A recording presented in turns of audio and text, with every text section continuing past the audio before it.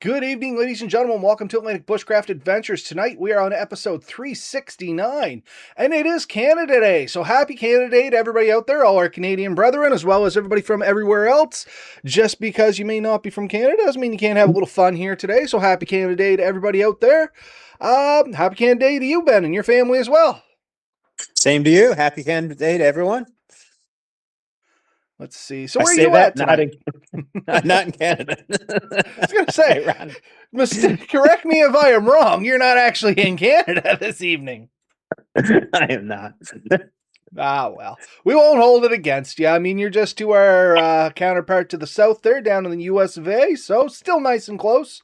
You're only a stone's throw from the border, and you know where home is, so still not a big deal. And tonight, being your episode, why don't you lead us in a little bit with what you wanted to talk about here, Ben? Yeah, I heard some people say some discouraging things about Canada in the last little while, and I said, today is a perfect time to talk about what makes Canada great, especially in the world of bushcraft, because honestly, like a lot of the other stuff we don't really care that much about. Like we're here for the bushcrafting stuff, and everything else is honestly secondary to us. The things we're looking forward to is being able to enjoy the great outdoors, and I think that Canada is really second to none in regard. We have. I sent you a little AI thing. I don't know if you have it up there. Yep, Just gave me some. We have like the largest boreal forests in the world.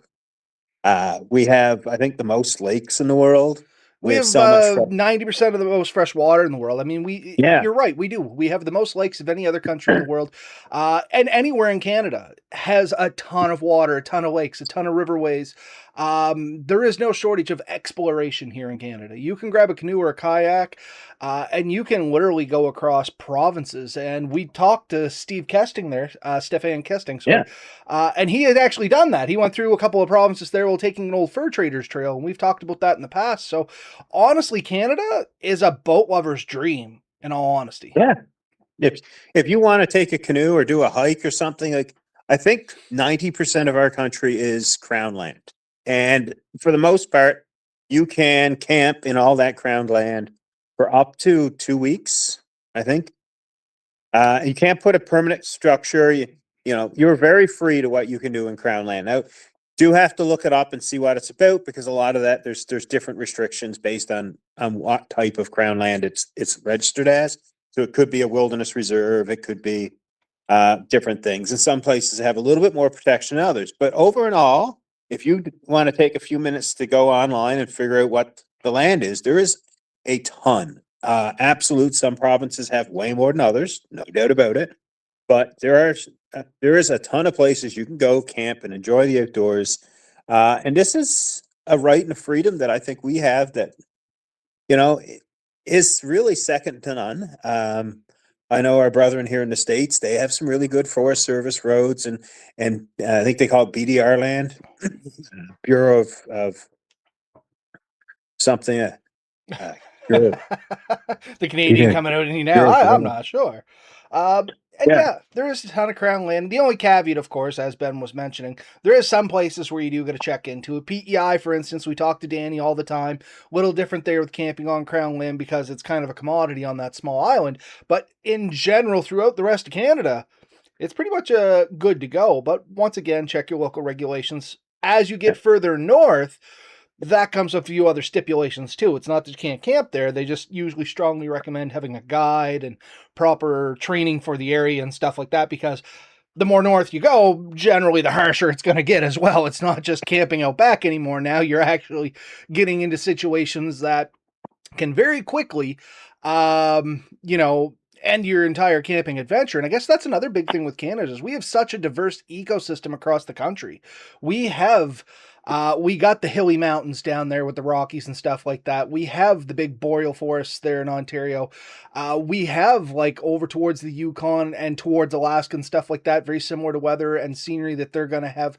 And then if you go even further north, you're getting into that like Arctic tundra and stuff like that too. There is a plethora of different biomes that you can visit here in Canada and try a ton of different things, because vastly across the country, There is major changes in climate and foliage and vegetation, animals, berries, bushes. Like, it is such a swath across here. You almost have to learn bushcrafting for every province you want to go through because of how unique it actually is. Yeah.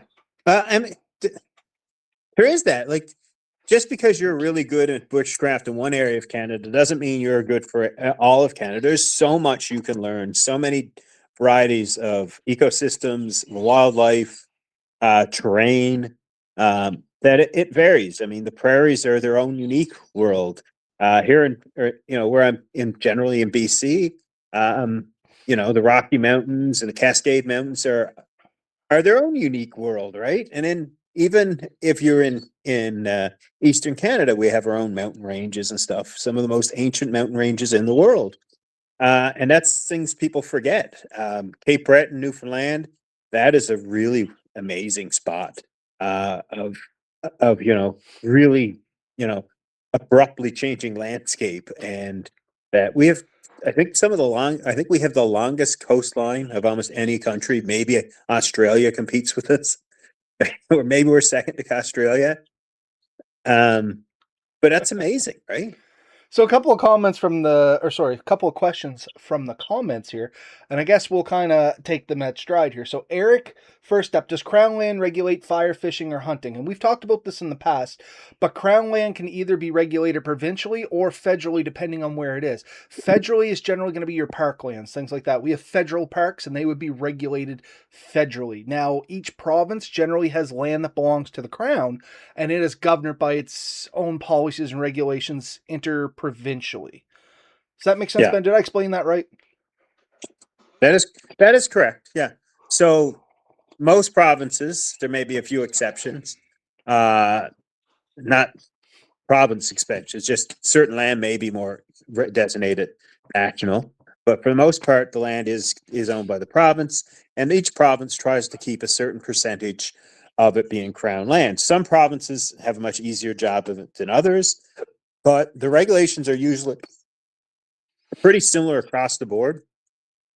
But fire regulations set by the province, obviously, they're monitoring the condition of each area. And so if it's really dry and there's been a lot of forest fires, they're going to ask you not to have fires. Hunting, same thing. Provinces will set limits on what can be hunted, how you can hunt, what licenses and stuff you need for that. If some places will require permits to camp, you can still camp, but you may require an additional permit or something for that. And it's really important that you look up your different province, potentially county or municipality, and see if they have any restrictions that may prevent you from doing it. Some crown land may also hold like reservoirs, which may eliminate certain types of boating. They may not allow power boats or other things. They may not allow swimming because it is a water source for a large portion of the population in that area. So you do have to take a look at this, but this land is generally, it's not fenced off. You're not restricted from entering it. It is really important, and we push this all the time to definitely, use the best practices, leave no trace. Don't do anything that would damage the environment. Don't leave chemicals and garbage and stuff around, because rightfully so, if you start to abuse that, somebody's going to crack down and take it away from you. Here in BC, when I first got here, I went into backwoods in a few areas, and there was people back there with rifles and shotguns firing willy-nilly, left, right, center. And now I see they've just cracked down, and a couple from Nova Scotia just got arrested for this. Yep. Or they got fined anyways, and their guns were taken away. They were shooting a video back there. No permits, no nutting, no hunting license or anything, just firing guns. And this makes it bad for all of us. Most of us, I think, or at least a good percentage of us, are gun owners, and we are responsible gun owners. And I think that's really important. But if, and I've said this before, if you go out, and I don't mean to preach, but if you go out and you act like an idiot and people complain about it, then people are going to get investigating in it. Politicians are going to get involved. The police are going to get involved. The media is going to get involved. The next thing you know, they're going to do something, and oftentimes they react in an extreme way, one side or the other. And next thing you know, you don't have those rights, and those rights could be lock down roads, restrictions on how long you can be over there. They can shut down parking lots, so it's just harder to get to. Yep. So No. Generally, if authority has to come find you, they're not happy about it. yeah, right. You know what I mean? So, but we've always talked, preached caution and following the rules and stuff when you're in there. But even with those few minor restrictions that we do have to, behave, we have to be adults about this. There is an amazing amount of stuff that you can do here. We have probably some of the best fishing in the world. We have No, some of the bar best none. hunting in the world. Absolutely. If you're into photography and you want to see, a vast variety of cool and wonderful things, Canada has everything from, the Northern Lights to exotic trains and animals. I've seen animals here in BC that I never seen anywhere else in the country. And funny enough about the Northern Lights, they have moved a little bit more south than normal as well, so you don't actually have to go as far north to see them. We've been able to see them Oh, here in Nova Scotia, and I've gotten some great photos off them, which not the norm in the past, but more normal now. It seems like a couple of times every summer now, it seems, or winter, I guess, is generally when it comes through. We have the Aurora alerts where you can get out and potentially see them.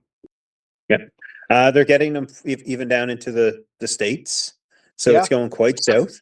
At least the northern states. I don't know how far down, but there's a large population of Americans that live, within that margin. So, but yeah, I mean, North America in general is amazing, but I think Canada is definitely worth celebrating for the freedoms they've given us to enjoy such a huge country. So we have one more question from the comments here, and it's from Yeah. Andrew. I believe Andrew is from down south with you there. Uh, I'm sorry, I hate to be rude, but you two are the best Canadians I know. What exactly is Canada Day? And I mean, the easiest way to sum that up to somebody from the US is Canada Day is our equivalent to 4th of July. It's basically when, we celebrate when Canada was formed. We Yeah. do it yearly. Yeah, exactly. It's Canada's birthday. It's a celebration we do every year. We do ours on July 1st, and the states do theirs on July 4th. And I think they're both very important days. Don't think that we're doing this. We are Canadians, so we're going to talk about Canada a bit more. We do, absolutely respect any outdoor adventures and people. So we're hardest here too. I do participate in outdoor activities here in the States fairly regularly too. I am fortunate to be so close to the border that I can skip back and forth and promote both sides. But I'm extremely proud Canadian. I think people who know me know I'm also an even more proud Newfoundlander.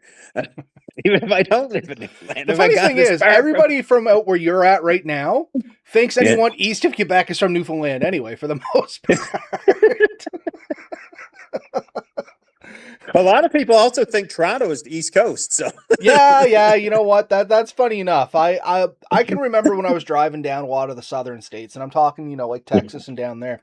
Yeah, a lot of the folks assumed that there was like Ontario and Quebec, and then that was the end of Canada, which is kind of funny. I mean, I think statistically, and I could be wrong about this, and I hate to say it if I am wrong, but I think, as a factoid in my head, in general, the average Canadian knew more about geography about the US than vice versa. Yeah. Not sure Yeah, and why, just a random little sniplet. I mean, I see people that use that to diss other people, and I'm going to be really clear about this. Canada gets an extreme amount of its TV content from the United States, right? Absolutely. A lot of our entertainment and stuff comes from the States. That does give us a boost in understanding the United States politics and stuff a little bit more. We get a lot of the news from there. We get a lot of that.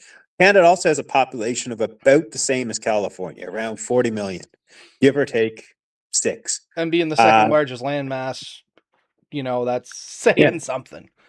Yeah. So it is a, we have one of the lowest population densities in the world, but we're also a world economic power that sits, I think the way Carney said it the other day, we're a middle power. We're not one of the top 4 or 5, but we are within spitting distance of them. So we are an important part of the world. We have some of the greatest natural resources in the world, tons of that. And we export that. And our exports help supply and support the rest of the world. Just because it's fun and Canada Day, a little about Canadian history is we're generally considered the peacekeepers. You know what I mean? That is a kind of our global tagline is here comes the Canadians, always so friendly. The funny thing about us is when we actually go to war and mean it, we are ruthlessly psychotic. You know what I mean? Like we are absolutely ruthless when it comes to wartime. Look up the first page of the Geneva Convention. Most of The it was checklist. what's that? The checklist. Yeah, the checklist. Most of it was designed or around Canadians from World War One because of the just horrific crap we had done. You know what I mean? I mean, war is war. I get that, but we were playing mind games that were next level on some of that stuff. Just because we're a people that is hardy from the environment, generally not the most richest, but ruthless to the teeth.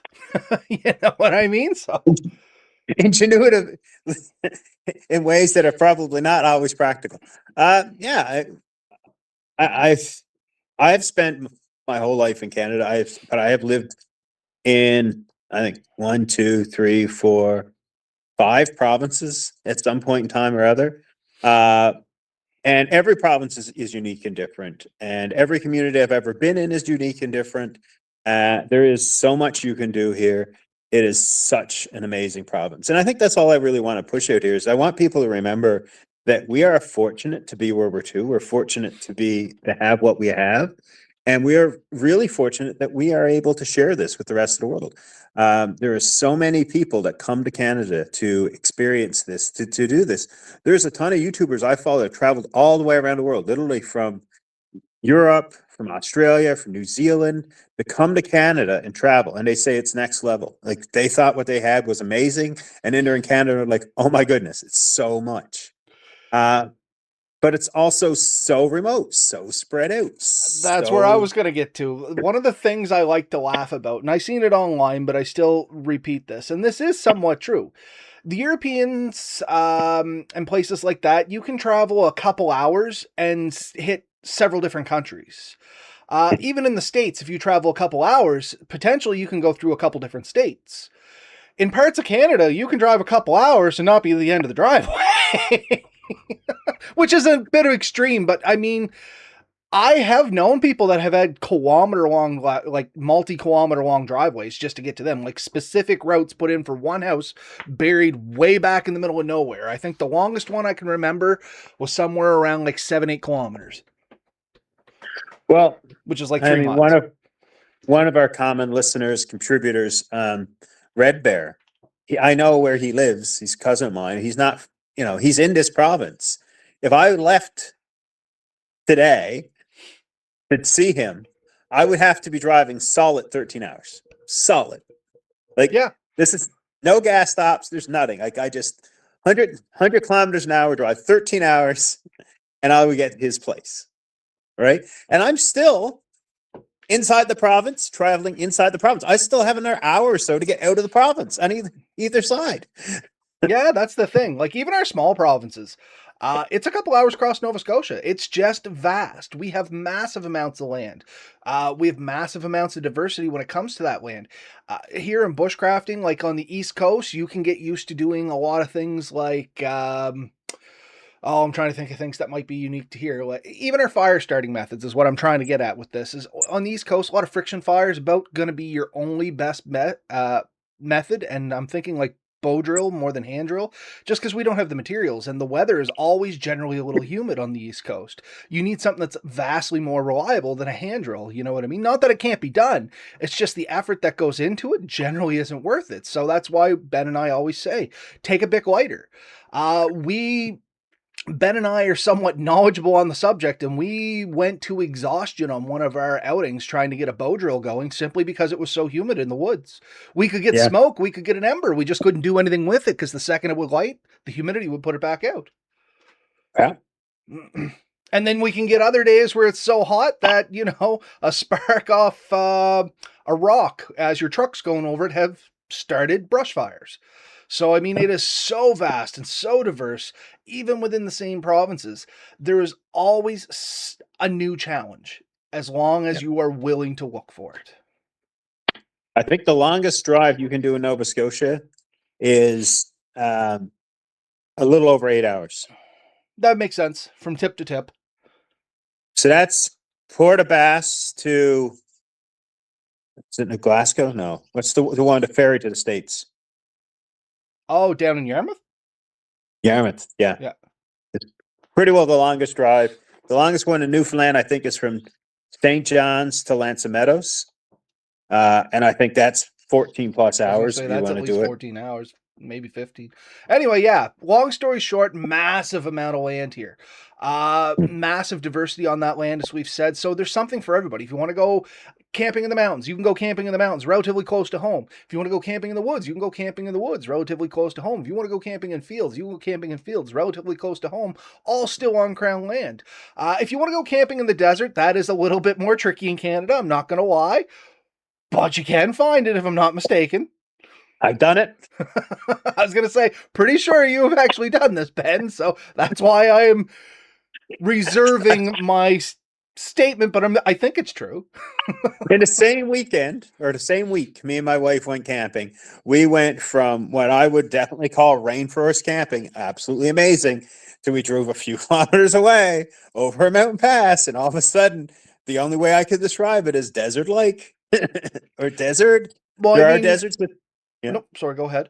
there are yeah, there are deserts in Canada. A lot of our Arctic is technically a desert, by the way. Yeah. Yeah, no, Yeah. absolutely. I was thinking more traditional desert. But I mean, even here in Nova Scotia, you were talking about like some of the oldest mountains. The elevation increases that we get here from the bottom of like the Cape Breton Highlands to the top of the Cape Breton Highlands. I have seen like shorts and t-shirt weather to basically freezing rain at the top. You know what I mean? Like Yeah. vast. And we're talking, what, 45 minutes in the drive? Basically, it's straight up elevation, but we're talking less than 45-minute drive. And yeah, literally, like people joke about it, but it has happened. You'll be in shorts and a t-shirt, and you'll get up there, have a little snowball fight, and come down the other side back to the nice weather. You know what I We can mean? do Like, that here year round, anytime you want. No. But and no, we have I mean Mount that's Tom. That's basically snow all the time too. right. That's the thing. I mean, we're not the only country that can do some of these things, but all the things combined, there's very places that can compete. It is an amazing country, and I hope that everyone who's watching this recognize that and hopefully get out and enjoy it. And if you live in a different country, we would love to hear about the things that you most love about your country and how you can do that in your country. We'd love to compare. And this is not to say one is ever better than the other. It's just that's a funny argument, not really worth much, because everywhere is unique, everywhere is beautiful. We do live in Canada. I think it is, you know, absolutely gorgeous, and I am very happy to live in Canada, and I enjoy the freedoms that it gives us. I don't know, but even in Canada, freedom's different. I still think, and I will argue to anyone who wants to, the most free place in the world is Newfoundland. I tend to agree, honestly. That is like the Wallace West out there in certain places. But I anyway, challenge you to find a freer place than Newfoundland. I really do. no, dead serious. It probably is realistically, just because the government's so laid back. There's such a vastness of property, and like that is probably one of the last few places you got to come out of the woods to see your neighbors.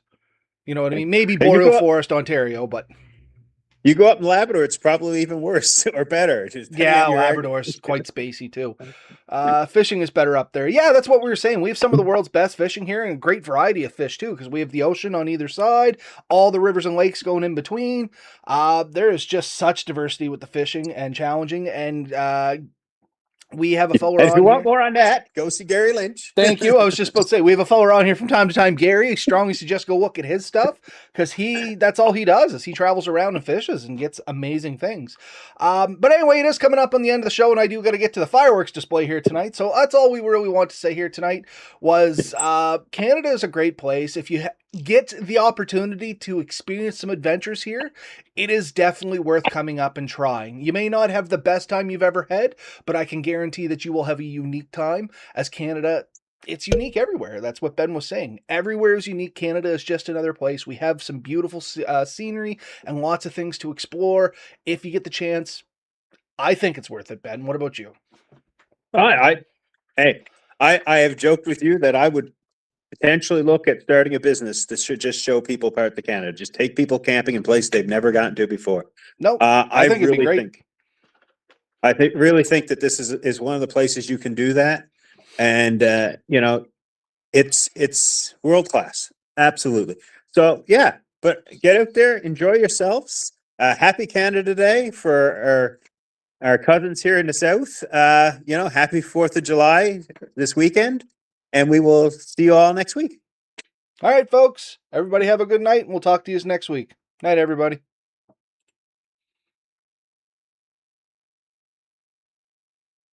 My diesel's back.